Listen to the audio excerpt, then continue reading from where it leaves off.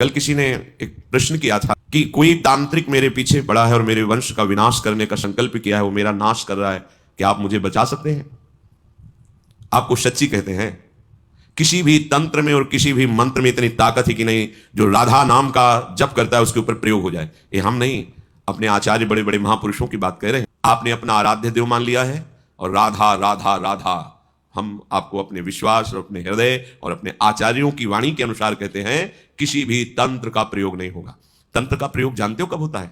जब तुम्हारा अशुभ कर्म तुम्हारे ऊपर लागू होता है तो वैसे ही संयोग बन जाता है और वही तुम्हें दंड देने के लिए तैयार हो जाता है। अगर हमारा कर्म हमको दंड देने के लिए तैयार नहीं तो वैसे भी कोई तुम्हें दंड नहीं दे सकता। यदि तुमने किसी के वंश का विनाश किया है किसी जन्म में तो तुम्हारे वंश का विनाश होगा, वो नहीं तो तुम्हारा कर्म करेगा।